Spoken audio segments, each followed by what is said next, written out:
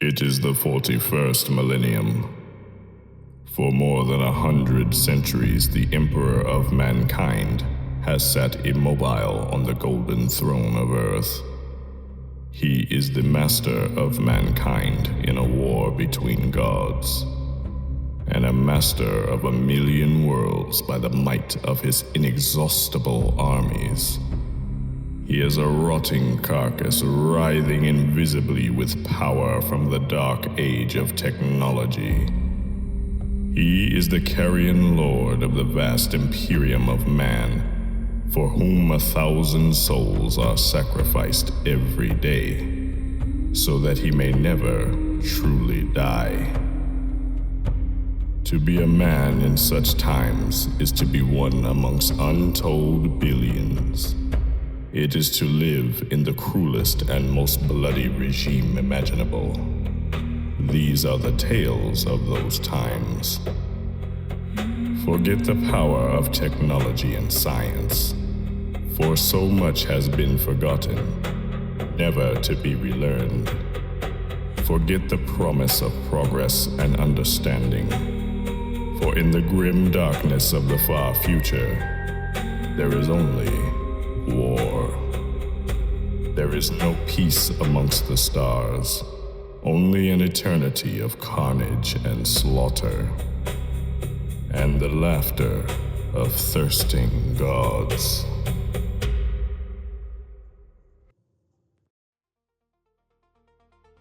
Welcome back to the Hotdrop podcast. I'm Corvus, once more ready to show my voice to the world. With me, I've got Val, Ghost, and a special... just immediately... And you immediately forget about us. What? I'm editing you out, Corvus. I'm editing you out. It's just going to be silence, and then Kaldwing starts talking. Hello. I'm running the podcast myself. Welcome back to the Hotdrop podcast. I'm Corvus. With me, I have Eyes, Val, and Ghost, and with a very special guest, Kaldwing. Who is Kaldwing? You mean who is Kaldwing? We found him Nice, outside the the studio. Yeah, like we just... Like, what do you mean? Who is he? A little pigeon trying to look for food. And we I was told I would be paid in super credits for this appearance. Really? Yeah, about that. Yeah, we lied. What do you mean about We that? lied. We Yeah. lied. But What? it's too late now. So, welcome to the podcast, Kaldwing. Now, for people not knowing, Kaldwing is a very important member of our clan. He's here today because we're gonna talk about something a little bit beefy, and we needed the beef. He's bringing the beef, I think. I hope. I don't know. Girthy beef. Kaldwing, yeah, is bringing the girth Yeah. that we needed. Beef PC. We sometimes call him Uncle Girth. I think it's because Ghost and Corvus wanted to outnumber me and Eyes for the topic Yes. in question. If I'm supposed to be on a side, I wasn't told about this. Yeah, well, technically, yeah, you're definitely on a side. So Let's put it this way. We're gonna do something a little bit different on this episode because there's a bunch we have to talk about. But before we get into all of that, how is everybody? How has been everybody? We haven't been here for a while. We took a very long break actually, but now we finally got the crew back together to record this episode because this is a very special episode for me, at least. So, how's everybody been? How has the Helldivers 2 or your Helldivers 2 journey been in the past couple of months? can I open up with this one? Because I have so much that I want to express. It's been a journey. It's been fantastic, you know. Helldivers, of course, always the bread and butter of my PC gaming. But lately, I don't know, I've been using this, what is that, the R4 hyena, and I've been trying to spread hatred against it. So I just wanted to say everything's perfect except for the hyena or whatever, the fucking, just this gun. It's just, every gun is great. It's just this gun feels like, you can't see me, but I'm like, my hands. I think this was one of those times where Ghost was asking questions to the audience and not to us. Oh, really? I don't know anymore. So nobody gives a fuck about how I feel. All right, fine. Screw it. Hey, audience. How are you? No. I hope you guys missed us. What? Fuck what we think and how we are. happening? It's our podcast, but let's get a caller in here. Hello, caller. How's it going? You know? Oh, It'll be 20 minutes of silence. so you can input what you think, audience. Yeah. Go ahead and tell us how you feel. That's okay. All right. So next person, how are you doing kind of thing. So Val, go ahead. Oh, I just didn't want to answer a question. Damn it. Wait, what? He didn't want to answer the question. Oh, Val, you can't keep getting away with this. For fuck's sake, well. I'm fine, Val. So since it's I don't know who it's about. Val, how are you? How are you, Val? You doing okay? Months, years. It's been a few months. Let's put it this way. It's been a few months. Yeah, we've all been pretty busy. Val has been incredibly busy. In our community, outside. Oh, thanks for the insight, Val. Very. Yeah, thanks. Cool. Community. Got it. Oh, cool. The community outside. Okay. Val has been replaced with an AI chatbot for this episode. Help me. I'm gonna skip that question because let's skip that question entirely. Everyone had a bad time. The end. I don't want to talk about myself. I've been in the studio every week waiting for everyone to meet up, and then they, message last minute going, we can't make it in. I have not left the studio. There's pizza boxes around the corner that the producer keeps yelling rats are inside of, and I just don't care. Because I've been waiting here on this podcast, and just no one takes this as seriously as I do. Especially Val. She doesn't answer questions anymore. Okay, hold on a second, everybody. Hold on. Realistically, what happened? I'm gonna come clean. I'm not gonna be yellow bellied. All right, I'm gonna come clean. Realistically, what happened is we did record a podcast roughly about 2 months ago, and unfortunately, when we were recording, the recording got corrupted, and only half of us were heard in the recording. And because we're so dedicated to our fans and dedicated to what we do, we got lazy and decided not to retry. And then we put it aside for 2 months because we had a lot of stuff that we had to do for the community, as Val said. So now that we have the opportunity, here we are. It was some kind of outbreak when you need some time to recover. Yes. To be fair, we had a lot. Yes. We had a lot going on in terms of stuff that was happening within the community. A lot of you know that in June there was the Heroes 26 event that took a lot of time for people like me, like Val, and all sorts of things. So we've been very busy with other things, and unfortunately we had to kind of dial it back a little bit. But now we're back, and boy, do we have stuff to talk about. Even before that, there's another thing that I would like to point out. Eyes is gonna probably have the link of this showing up on screen. Fleet Conquest is out. I would say the first fan-made RTS game about Helldivers 2, made by the Freedom Alliance. Well, technically made by Tyler and a couple other people, like Efren and other people that contributed to the making of this really, really fun game. Go check it out because it is addicting. The whole point of the game is literally you have to conquer the galaxy, and you build ships, you take planets, you defend from attacks, you do all those things that we always dreamed of being able to do. You feel like a general controlling the army of Super Herd. It's completely free. It's a browser game. You can play on your desktop. You can play on your mobile device. Go check it out. Trust me, it's good. You promise? Promise. I find it very addicting, especially you can play co-op. And playing co-op with a bunch of friends, you can do a 4-man team. It's so much fun. What do you think about it, Kaldwing? I like Fleet Conquest. And by I like Fleet Conquest, I mean I let everyone else in my co-op lobby do the work while I hang around Super Earth and defend it. Wow. Spoken like a true patriot. Absolutely. Yeah. Actually, Kaldwing and I were running a couple of missions right before we started recording this podcast. We got up to the insane difficulty, and even on insane difficulty, as difficult as it truly was, we were having a blast. Even though we were getting bombarded on all ends, bent over by the Illuminates, spanked left and right. Even though it took an hour. It took an hour, but it was an hour of fun. And realistically, it was an hour of fun. Yeah, we had a good time. We did a 3 out of 4 people group, and all in all, at the end of the day, we did win. A lot of cursing, a lot of tears, blood, and sweat, but we did beat the Illuminate, and we're ready for the next challenge. And let's not forget that while we are progressing in the Fleet Conquest, as we're leveling up, as we're beating missions, we do go up in difficulty, and we also get medals, and we get these awards and ribbons that we could put on our profile to showboat, hey, look how far we've gotten in Fleet Conquest, look how amazing we are, look what we can do when we put 4 mines together, 3 mines together, 2 mines, or just solo. Because there are some challenges that can be done with co-op, some that can be done solo. All in all, fantastic. Even if you're not a fan of Helldivers, this is just something you should definitely give a whirl, definitely give a try.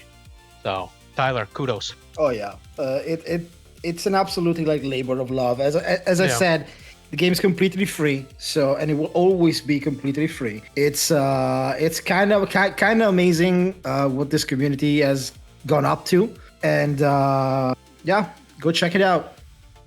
So, what are we here to talk about today? I think you might have guessed it because you probably saw the thumbnail of the video, but we are here to talk about the Warhammer Legendary Warbond that's coming August 12th. Since a lot of us are 40k fans, our entire clan is based around 40k, and we've been waiting for this for a long time. We also figured out something that some people might not be that versed in what 40k is in the Warhammer universe and all of that. Especially, we got 2 of them here, like Eyes and Val. We wanted to do a little bit of a different thing. Instead of just talking about the Warbond, everybody's doing that.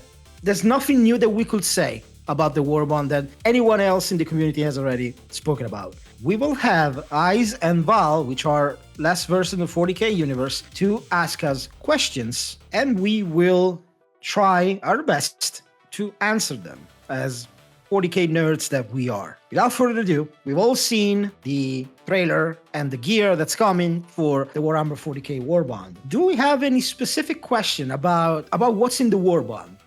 We should start from there, I guess. Do you have any curiosity about the Kazarkins, those weapons? So what are they? Yeah. So what is that? What kind of gun is that? And who are the Kazakhstanis?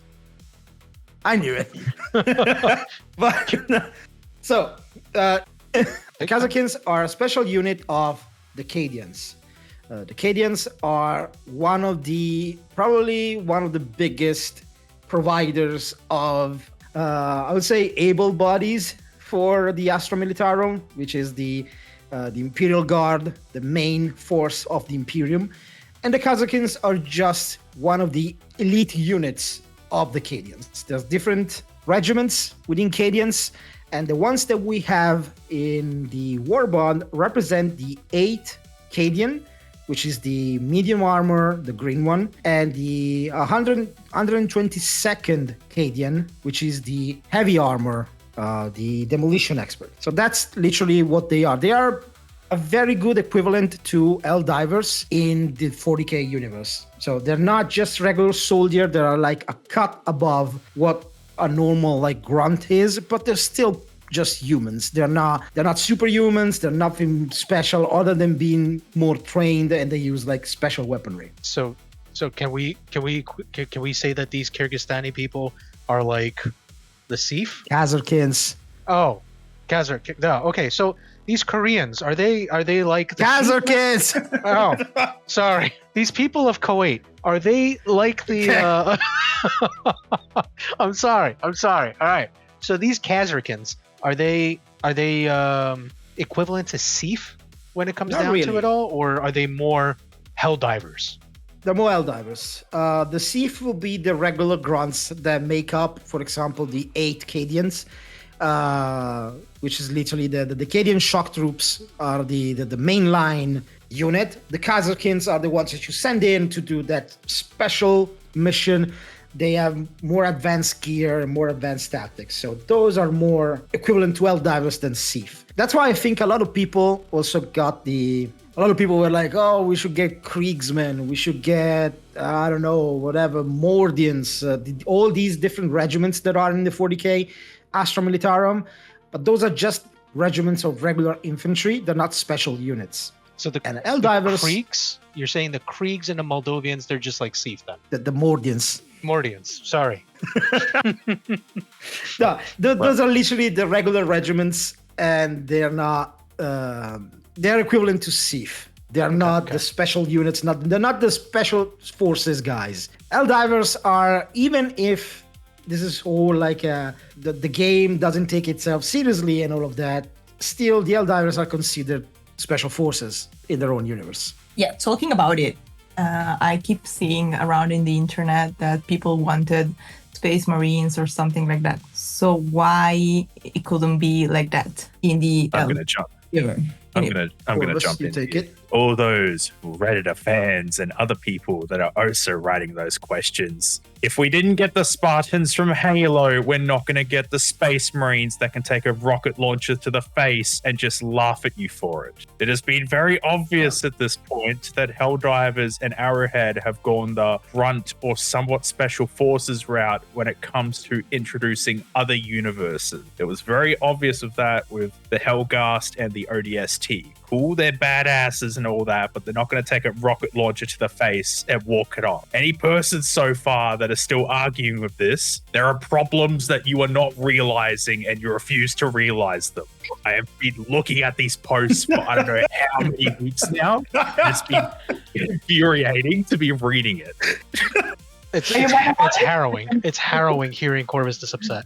Like, I have heard complaints, legitimate complaints of people going, why didn't we get the Ultramarines? And I've had to physically stop myself from punching my desk because I've gone down to the bone and blood from pure anger of punching my desk. Like, I have to get a new desk. I broke it in half. Teach that thing a lesson.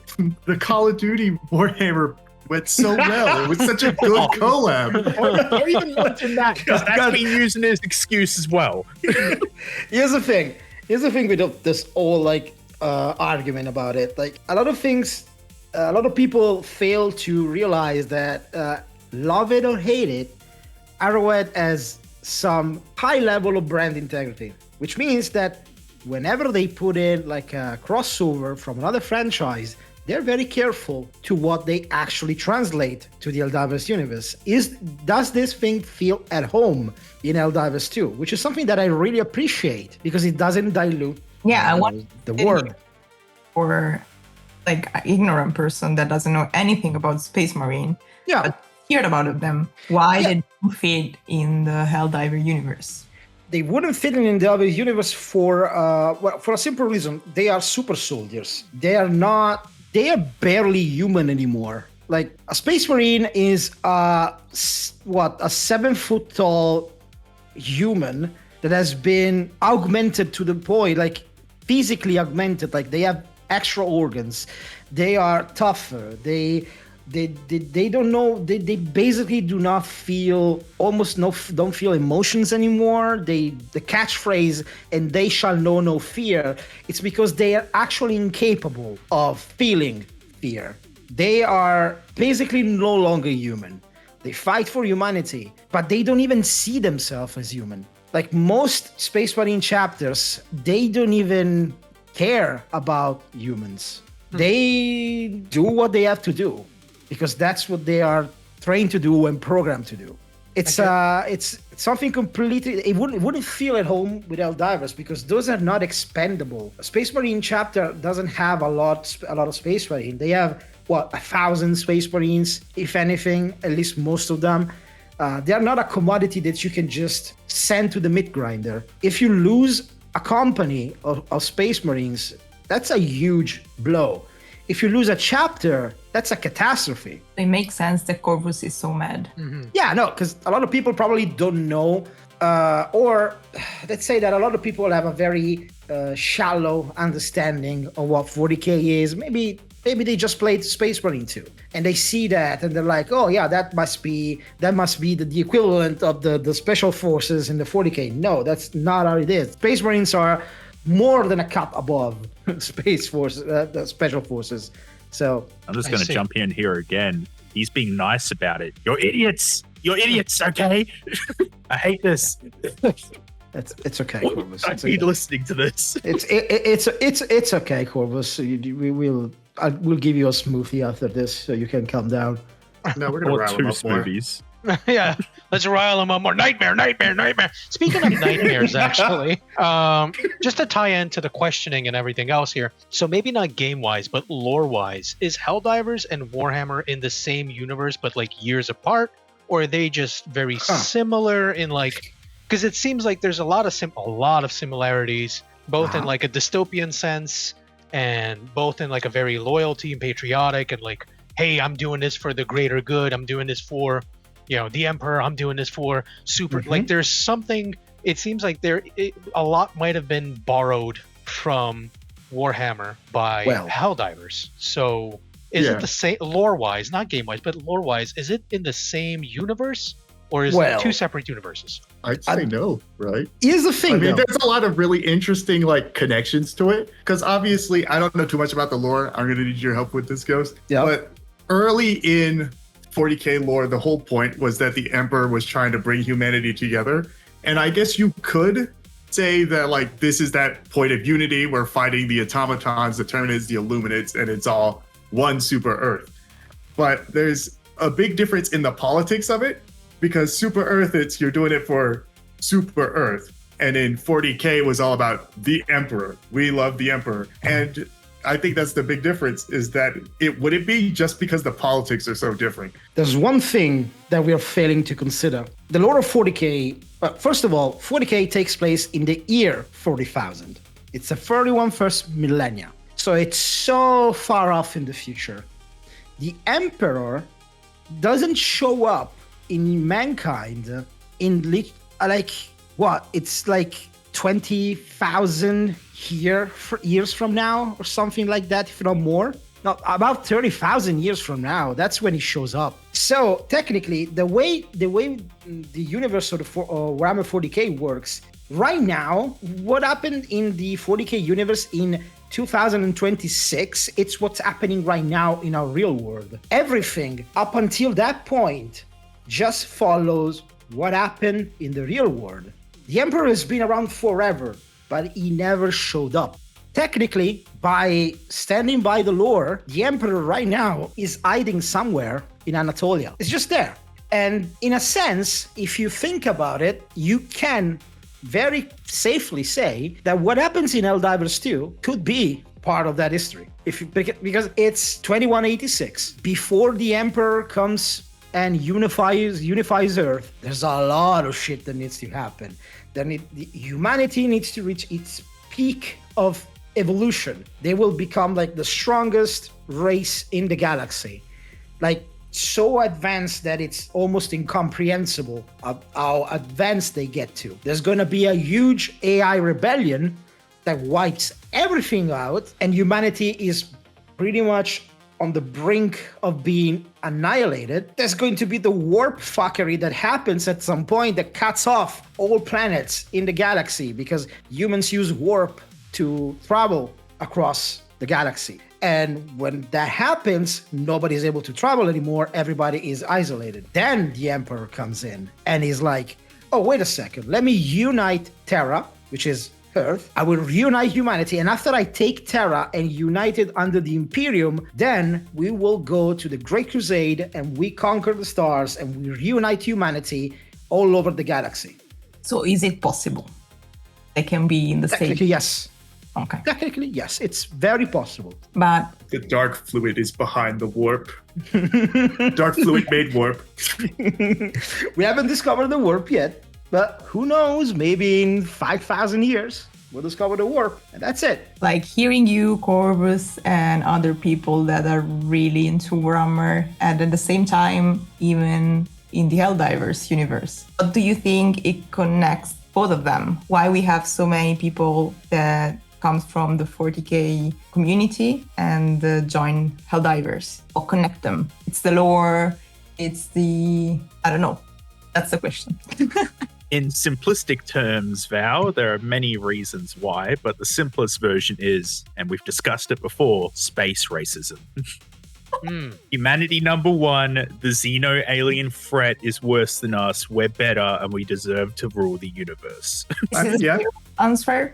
It's the That same. pretty basically sums down Warhammer, doesn't it? It's space racism and it's war. And that's like the connecting factor for Helldivers and Space. I almost said Space Marine. I guess Space Marine. Yeah, well, It's- there are a lot of things that bleed over, I guess, each other when it comes to Helldivers 2 and 40k. Humanity, the war against Xenos, the galaxy to conquer, living in an oppressive regime, and also enjoying being the bad guys, because that's what 40k is all about, and that's what Helldivers 2 is all about. You are the bad guy, but you are doing it because it's fun, because it's what you're programmed to do. Helldivers are brainwashed and they follow democracy. Managed democracy is basically their emperor. It's the same thing. In 40k, you got the Emperor of Mankind, which everybody follows as a deity, as a god, the God Emperor. And in Helldivers 2, you got democracy, liberty, freedom. Those things are so idolized. Those concepts are so idolized that they become like a religion for the Helldivers, for the citizens of Super-Earth. So everybody wants to do their part and fight the evil aliens in the galaxy, because we are humanity and we are the best. That's literally what it is, to boil Yeah, it like- down. Well, It's Yeah. a to role be play. fair, both 40k and Helldivers has the evil alien with the blending machine that turns humans into goop. That's the dog whistle question when you're creating these kinds of games and things of this nature. It's like, hey, does the enemy have a goop machine? If there's no Yeah. goop machine, maybe they're not really bad guys. For example, for me, like one of the things that got me into Helldivers 2, because by looking at it, I was like, oh, I was looking at the gameplay of it, and I was like, this feels like I am basically gonna play like a guardsman. I'm gonna play the part of a guardsman, of a very like grunt, of the nameless soldier amongst millions that's going to go down and die for something bigger than him. He probably doesn't even understand it. He just does it because that's what he's being programmed to do. So that's probably what a lot of people felt, and why there's a lot of like 40k fans that really enjoy the Helldivers 2 universe. And there's plenty. There's so many similarities in there. I mean, the Terminates, sure, they kind of look like the bugs from Starship Troopers, but they also kind of feel like fighting the Tyranids from 40k. Mm-hmm. Like there are a lot of things that can be compared against each other. So, and it's deliberate, because we know that they are huge Warhammer 40k nerds at Arrowhead. But they said that many times. That they've not hidden their love for Warhammer. They've been very obvious about it. Not at all. Overall, there's a lot of different things, Val, that can bring you towards the two games, the two franchises, the two worlds, everything. It's role play, lore, whatever it is. But one of the biggest ones is grunt fantasy, belief in democracy or for the Emperor, because hell, you've done it, Val. I know you have. You put a nuke on your back and just screamed for democracy while running towards the enemy. Actually, I had something to tie in with this. You three were explaining about strapping something to your back and shooting and at the beginning even Ghost was saying about what are those guys called, the Kenyans? the Kosovo guys, whatever they are, those fellas, they with their pistols and bolters or whatever they're called. Now I guess that ties into my question, where pertaining to weaponry, the Helldivers universe seems to possess some very potent and very powerful weapons, some that can even turn planets into black holes. Is the weaponry comparable in Warhammer 40k to what we have here, or is it weaker, or is it stronger? And if it is stronger, to what length is it stronger than what we have in Helldivers? Is it like nuclear weapons versus sponges, or what I mean? Like how what's the comparison? They are laughing and bored. Oh, this Oh, one boy. is big, because sure, Helldivers 2 has a lot of potent, really powerful weaponry, but it's somewhat still grounded. It's not high sci-fi. There's plasma, there's lasers, there's orbital stations and we faster than light travel and all of that. 40K is one of those universes that whenever you compare it to another universe, like you ever seen those, like it's very popular on Reddit. You know, they do the power scaling. Yeah. Whenever you put the 40K universe against something else, usually the 40K universe comes out steamrolling anything because of the weaponry that they have. They, not just talking about the Imperium, because the Imperium is the biggest of the factions, probably the most well-known, because there's so many different little factions in the Imperium, and they have some incredible weaponry. They're able to destroy planets effortlessly, pretty much. The Xenos in the 40K universe, some of the alien races in the 40K universe have some weapons that are insane even to think about. Like, think about the Necrons. The Necrons are so advanced that they basically possess the ability to break the laws of physics. The weapons that they have, they can do anything. They are a race that's like 60 million years old. Think about the Illuminates. The Illuminates are the oldest race in the galaxy in Helldivers 2. Well, the Illuminates are nothing. They're literally like it's the hydrogen bomb against the coffin baby type of thing. It's literally that. And even the Imperium, as I said, the war machine of the Imperium, they go by trillions of soldiers. The numbers are so off the charts that you literally cannot compare it to anything. Like. So all we need is like 4 Helldivers with a bunch of orbitals, and we got them, right? Oh yeah, sure. Let's put it this way. This is something fun that I've seen a lot of people speculate. Like Super Herd, how would Super Herd fare in a 40K universe? Let's say that the only thing they got going for them is the way they travel across the galaxy, because the Alcubierre system and the FTL drives that they have are so advanced that it's actually a great advantage against pretty much almost anything in 40K, because the Imperium travels through the warp, which is literally you travel through hell to get to one place to another. You open a pocket dimension and you go through hell and you come out on the other side, and it's not super reliable. Sometimes you come out of there, I don't know, 10 months later than you're expecting. Sometimes you come out of there 3 years before you were expecting. So, because that's the warp. The warp, it's not reliable. Other races that doesn't sound reliable at all. It's not reliable. It can be reliable. It can be reliable depending on... They have navigators and stuff like that can make that fit. It's basically, you rely on your navigators to be really good. It's also super dangerous. Go on. Who was talking? I was going to say, think of it like this, Eyes and Val. Imagine you want to go on a mission for Helldivers. You simply put the instructions in and you go there within a small amount of time.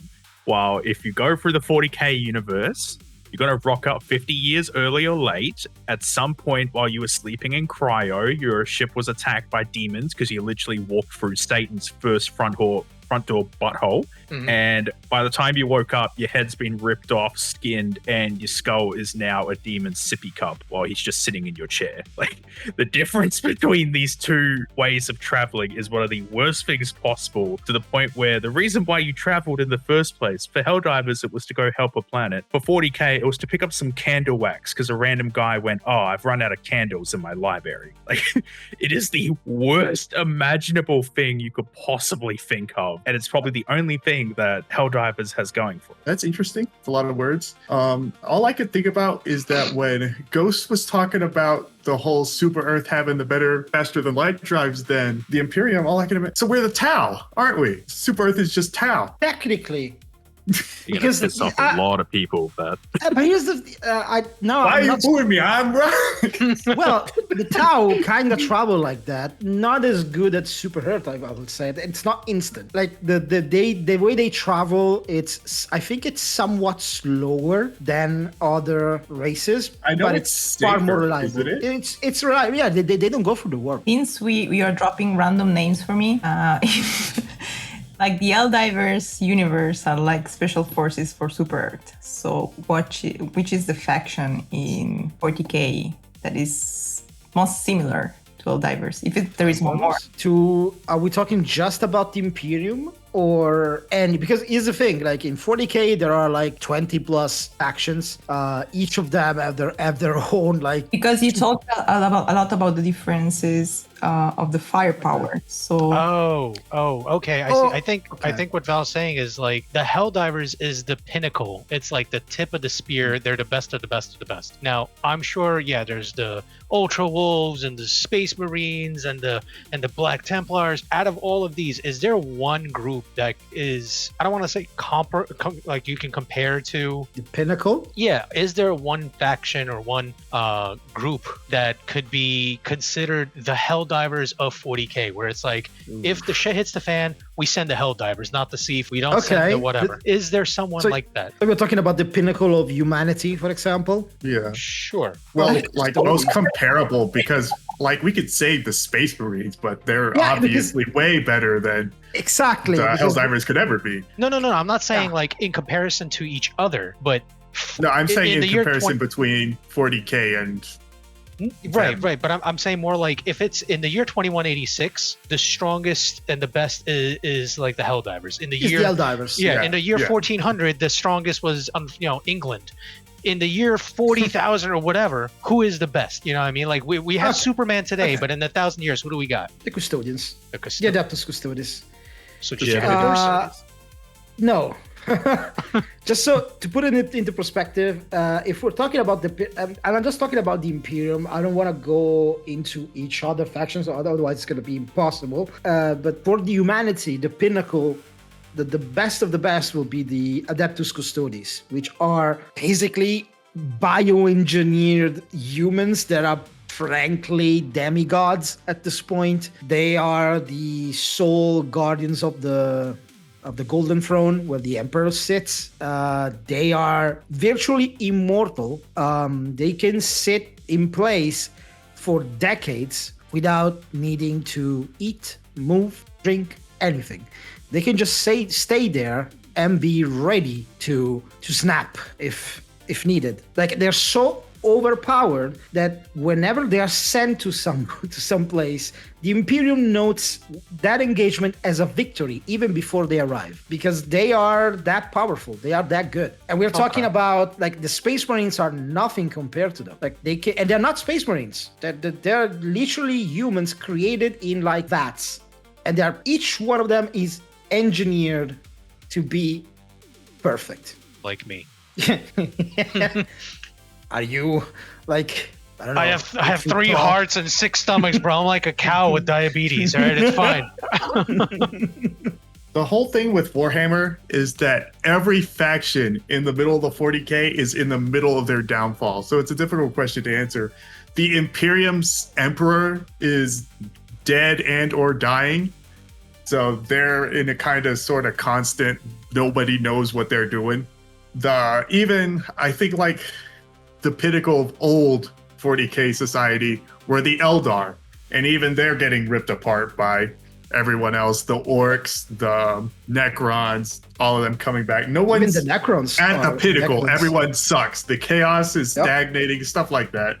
Yeah, I mean, even the Necrons are in decadence. They are super powerful, but they're basically demented, like automatons that every single faction is experiencing their decadence. All of them. That's the point of 40k. There's no innovation. There's no technology. Nothing gets done. Nothing new gets done anymore. All the technology that exists, it's stuff that humanity has done tens of thousands of years before, and they just rediscover it. It's not a happy place. It's not a bright place. It's kind of like a dark age, pretty much. So who is, as Eyes will say, whose brainchild that create all of this? Oh, you're talking where it comes from? When 40k? Yeah. Oh, where it comes from? Well, I don't know this one. I don't know shit about the original 40k makers. No, well, I can answer that. 40k is for the 40k we know of. Pretty much sure that the first time this whole thing came to be was in the late 80s. I think 1980 86 or 87. I don't remember now the exact year. Games Workshop started during that time, and they were doing Dungeons and Dragons stuff. They were into tabletop role-playing games. It's not before the early 90s with second edition, because 40K came to be as it was called Rogue Trader back in the day. Warhammer 40K came to be with what's considered to be second edition. It's early 90s. The concept of Space Marines, stuff like that, the Emperor, all of that stuff come from basically that time. And it used to be much more wacky and much more kind of like a child of that era. We're talking about the 80s, you know? So even if you look at the art of that era, it's very like stylistic, like probably the person that defined the grimdark aspect. Was it less politically correct? Oh, it's never been. It's never been. Here's the thing. 40K. But worse or better? No, 40 for the better. 40K is a parody, like Helldivers 2. 40K is a parody. It's less in your face than Helldivers 2. It's more subtle because there's so much stuff. We're talking about a franchise that's been out there for more than 40 years. So there's so much lore about it. It's so much things there are. But at the end of the day, it started as a parody, as you know, it was much, much less serious in the beginning. It was during the 90s that it shaped up to be what it is today. And today it is more of the lore of 40K. It's more defined, more rigidly defined. A lot of things. When I got started, it was in third edition 40K. Third edition 40K came to be in 1998.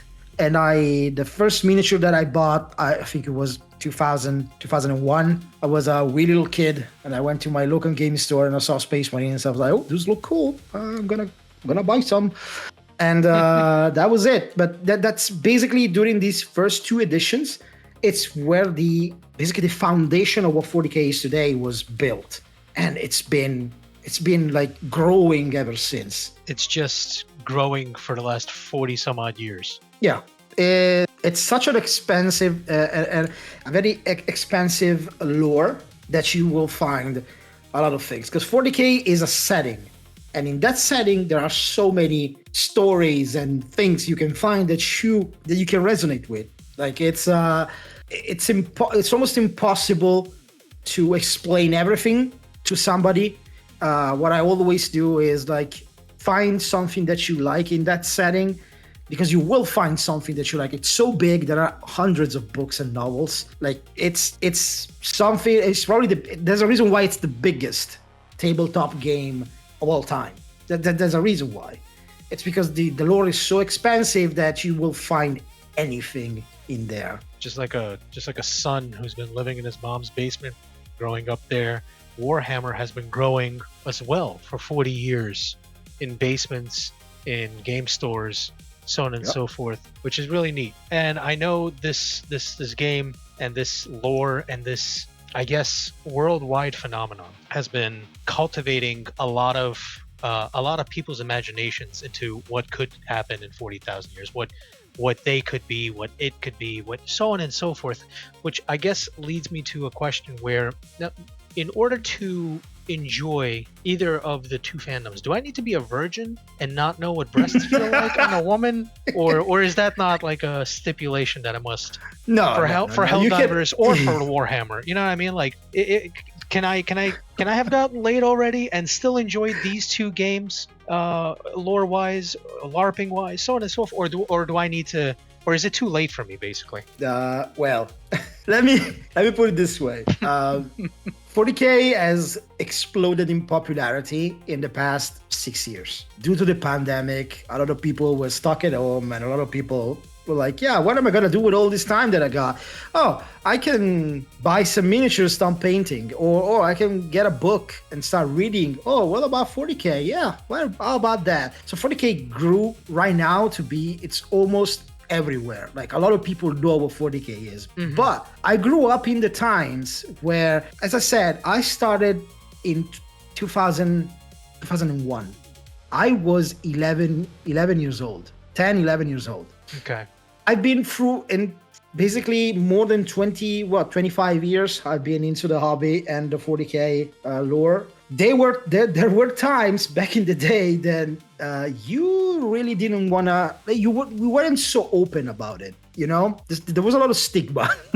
Oh, okay. So like you just had to be like Freddie Mercury in like a bathhouse. You had to be really careful. We were in the closet. Let's put it this Okay, way. I Like gotcha. I have a lot of real life friends that I play with, all in my age group. Like I found out in the past 5 years that they play 40K, that they like the models, that they paint stuff. We never talked about it. Like it literally, it gotten better now because of how open it is and how much more accessible everything is. But back in the day where the internet was not what it is today, it was a little like, you know, back when being a nerd wasn't a cool thing. You know what I mean? Right. It was the same. It was the same with video games. Back in the day, when you played a Exactly. video game, people looked at it and went, yeah, nerd, or shut it. But with more access to how things are now, and just people going like, wow, it's actually enjoyable to do the things that I want to do.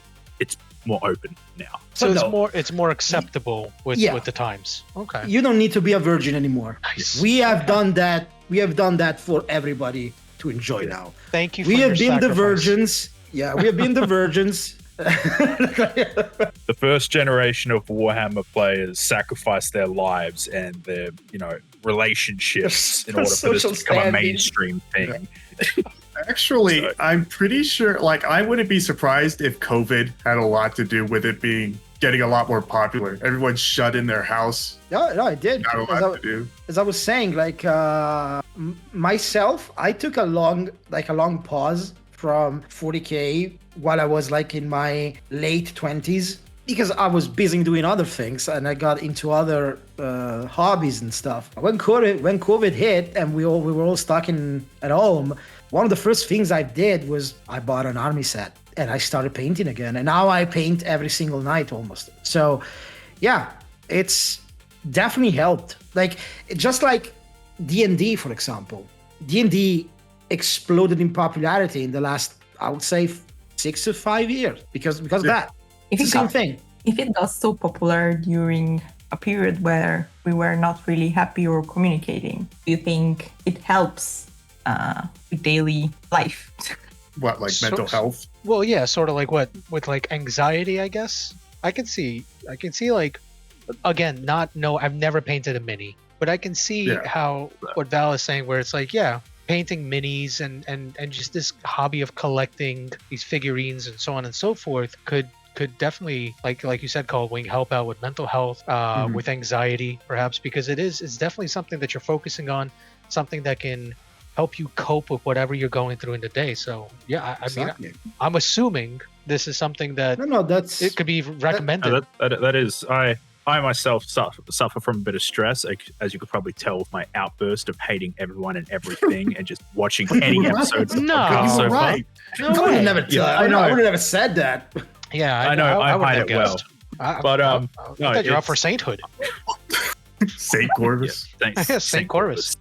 No, but there have been times where, I don't know, there's just been moments where I've turned everything off. I've grabbed one of the minis that I want to make, or even the ones that are grey and not painted yet in the corner, where I just quickly grab the paints and just start painting them. And I'll look at it and go, 3 hours have passed and I've done like a couple bits and pieces. And I'm like, this is probably the calmest I've been all week of just nothing happening. And with how small the minis are, you're completely focused on what you're doing. Just nothing else is happening. Yeah. Yeah, to me, it's basically that. Like I always try to find a little bit of time to do that almost daily. It really is helpful. Like for that, it's one of the things that I look forward to do during my day, because I can just sit there, pop some music on, or have an audiobook or something play. Yeah. And I just In the just same paint. way, you look forward to hang out with us, right?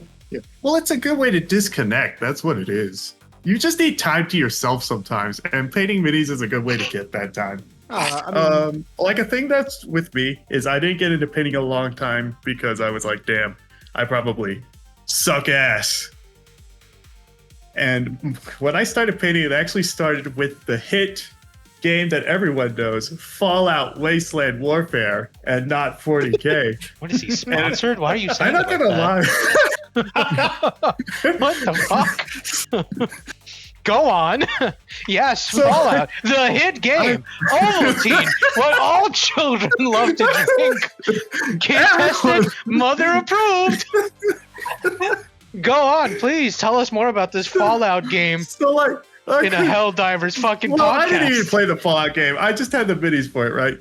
But like, Warhammer's kind of simplified for painting, especially with Space Marines. It's like they're all one color, and then a couple of accessories that are like other simpler colors. But like, I was ass at painting humans for Fallout. And then I'm not even gonna lie, I just started painting the bases because they had like these textured bases that had like debris on the floor and stuff like that. And that's just where I started. Yeah.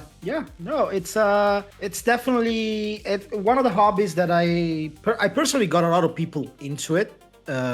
And one of the things that they always said is that they look forward to get to paint minis because it's fun. Even if you suck at it, everybody sucks when we start. Everybody, like if I look at the first minis that I painted, and even right now, I don't consider myself like a great painter. I paint the way I like to paint things. Then it doesn't matter like how good you're doing it. It's just the fact that you are doing this thing, this very like, I don't know. It's a calming. It's therapy. It's very therapeutic. It's very therapeutic, and a lot of people get into 40K for different reasons. Some people only enjoy the video games. Some people enjoy the lore. Other people enjoy playing the tabletop. Other people just enjoy painting, and other people just like to collect them. But it's so big in that regard. Like you will find something that can hook you up and give you that. Kind of give you a little bit of a dopamine when you're doing it. There's a reason why we call it plastic crack because it's literally what it is. No, eyes, don't fall for it. We remain strong. We are just here to ask questions. You're right. You saw I'm doing my best. I'm doing my best. I'm trying, Val. And strong together. Mm-hmm. It's expensive. Like my favorite thing is building the models. Like when I get to sit down and build like a vehicle, or like yesterday I built a Kratos heavy assault tank for my Space Marines, and I enjoying the shit out of it. I sit down there for like a couple of hours, and I built this whole thing, put magnets on it. For me, it's so much fun. Like it's one of the things that I enjoy in life. Well, there's also we were talking about the negative connotations with them before, with how people go like, used to go like, oh wow, you paint minis, you're a nerd and all that. Oh, I can't believe you don't have a life. I have Eyes to thank for this in particular, and he's about to get a backhanded compliment right now. Sweet. There's been a negative connotation in Warhammer because of how vast the lore is, and don't even get me started on how big it is. The heresy itself is like, I don't know how many books long. More than 100. It's more than 100. Yeah, I think it's so 160 something books. Big and girthy. Yeah, very good. And I have Eyes to thank for this. If you've ever seen the clip of Henry Cavill, there's an interview of Henry Cavill where as soon as somebody mentions 40K, he just forget about the interview and asks like, oh, which army are you running? It'll be answered with Necrons, like custodies. And the look between them is like, all right, we'll set up a game when no one's looking. I have Eyes to thank for this. We were playing in the server together where he made just a really shit joke due to ignorance about the Codex Astartes and Black Templars. Immediately Kaldwing and Ghost will know what I'm talking about. But within the span of a few seconds, pure silence followed by someone else who was in the mission of us. And then both of us realizing, oh, we're 40K players. And aside from just immediately shitting on Eyes for his ignorance, as I said, backhanded compliment, probably the strongest friendship I have in the server now is with that person, because both of us have gone, oh, 40K, oh, this, you like this? All right, let's talk shit about Eyes real quick. And like once again, we do missions together. We'll do like same wearing armors together. Like the friendship has grown, and it really has. Like thanks to Eyes and just thanks to Warhammer shared interests.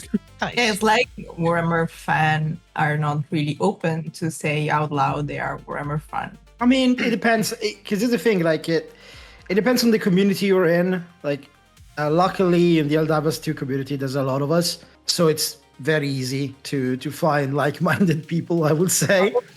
They're everywhere. Yeah, God. I mean, They're in the walls. I tricked you into making an Helldivers 2 clan that's based around the Blood Angels, so... Well, I was about to say, you guys are acting so coy for having the legendary Warbond version of the server.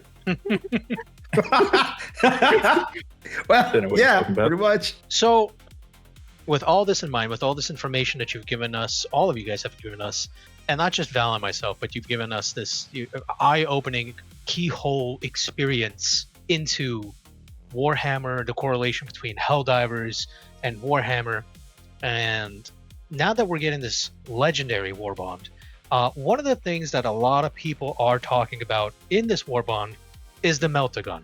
Now, I myself am pretty curious.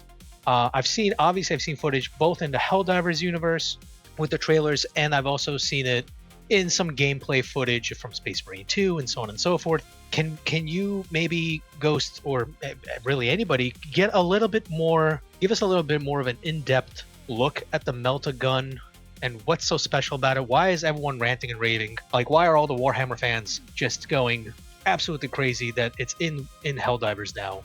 What's so special about it? What makes this Meltagun so damn good? Well, you see, it's being depicted wrong. They're shooting it as a beam when it should be like a blast. Shut up. What do you mean? Shut up.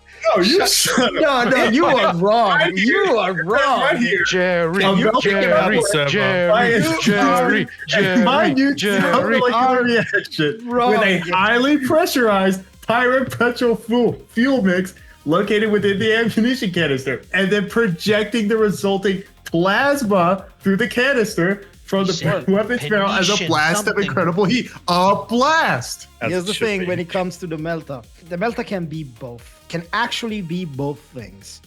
It's been more iconically represented as a beam because of the way it works. It's basically like concentrated, like literally thermal energy.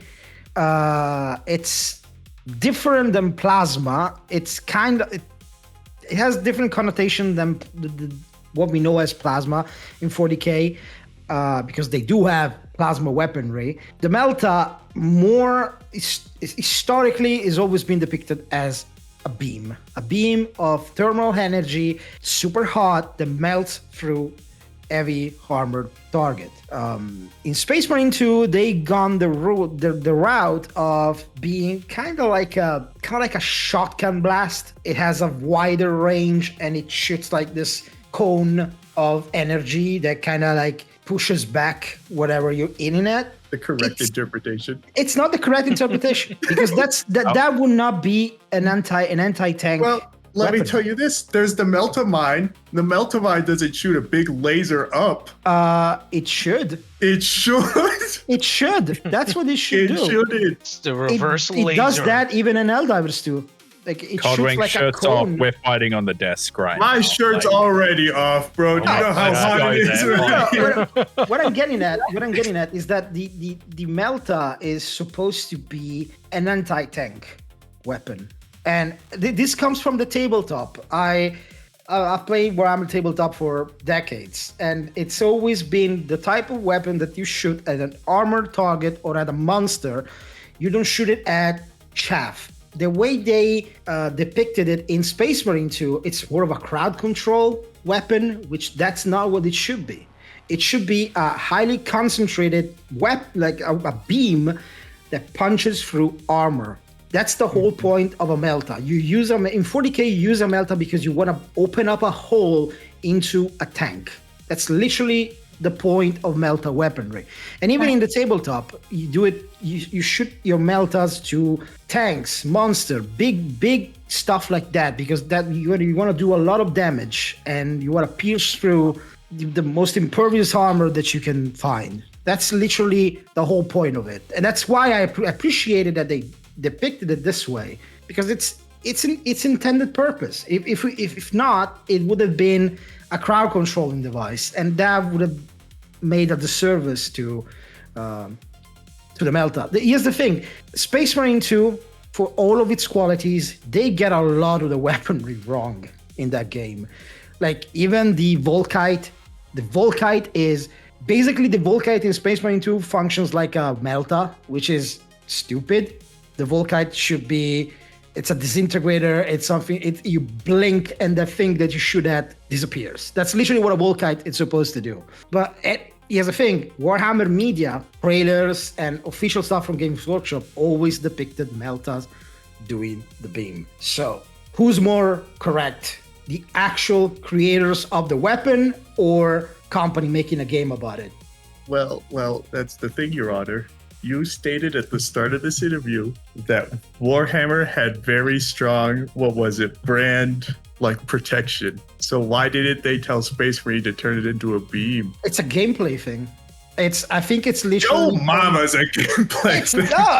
It's done for a gameplay aspect. Melter gun. It's gonna melt things, not shotgun You blast them can to melt pieces things and be with called a pitiable. melter gun. You're gonna tell me that all Space Marines aren't deployed in squads of 3. Yeah, no, they're not deployed in squads of 3, and 3 Space Marines should be able to- Yeah, here's the thing. Like just to nail this once and for all. Think about the purpose of the weapon. It's a highly concentrated, it's thermal energy, right? How do you get, let's say you have a blowtorch. Compare it to a blowtorch, because literally that's what a Melta is. A blowtorch, to get through metal, it needs to be concentrated, and it needs to be applied to that surface for a period of time. It cannot do that in one quick burst.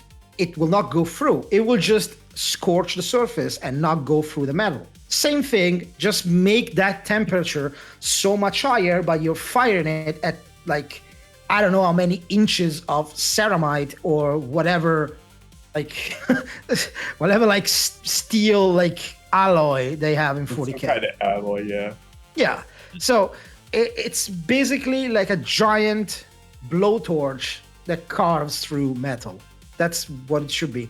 Space Marine 2, for gameplay purposes, being a horde, kind of like hack and slash game, a weapon like that wouldn't work that well, because most of the times you're fighting a lot of chaff, a lot of smaller enemies than you, and a weapon like that wouldn't do much. I still find it weird that they basically turned the Volkite into what the Melta is in that game, but as I said, a lot of things in the game are wrong. I don't know what Volkite is. I've never known what Volkite is. I just pretend it doesn't exist. Oh no, the Volkite is it's called the Volkite disintegrator. It just looks like a red plasma gun. It shouldn't. Here's the thing, it shouldn't do that. It should be more of it literally decompose the target at a molecular level. That's what the Volkite does. So it's different. And the plasma in 40K behaves more like that. It behaves more like an explosive thing, kind of like in Helldivers 2. Like plasma in Helldivers 2 is this ball of energy that explodes on impact and does damage. That's correct. That's how plasma also works in 40K. Doesn't? Can I stop you here? And Sure. I want to ask to our viewers, if you want to look at an episode where Corvus, Ghost, and Kaldwing are arguing about it, just write it in the comments. So we can go on and close this episode. Thank you very much to everybody. Thanks for having me. Meltas are beams. Now, Ghost, I'll meet you out back, bro. Hold on a So second. yeah. Hold on. Oh, yeah, I'll bring my Melta. Hold on. I bring my multi-Melta. Now we can continue arguing about this for years upon years, but we're not going to do that because me and Ghost are simply just going to jump Kaldwing as soon as he leaves the studio. But with that, I just want to start by ending this conversation right here, right now. So no more arguing, because Val has a gun to my head and she's threatening me. But with that, I'd like to thank our guest Kaldwing. We've been happy to have you here and listen to your opinions, even though some of them are wrong. And I'd like to ask if you have any questions for us before you go. Hal's son or Drukhari daughter? Oh, this fucking cunt. What's a Drukari? They're Dominicans. Well, a Drukari, I mean, if you really think about it, like the question is Tau son or Drukari daughter. This implies there's a lot of implications with that question. Because that means that you, as a human being, have to endure a night either with a female from the Tau race or a Drukari, which is a dark elf. Now, if I were to really put myself into this situation, would I want to have intercourse with a Tau female? They kind of look like fish people with hooves. They're a little bit weird. I don't know. Would I have enough fun with a Drukari, with a Tau female? Probably a Drukari is better. But here's the implication of that: a Drukari like surviving a night. That would be crazy. Most of the times, you probably end up dead or turned into a soul. That's the worst thing. The worst race match for the games. They just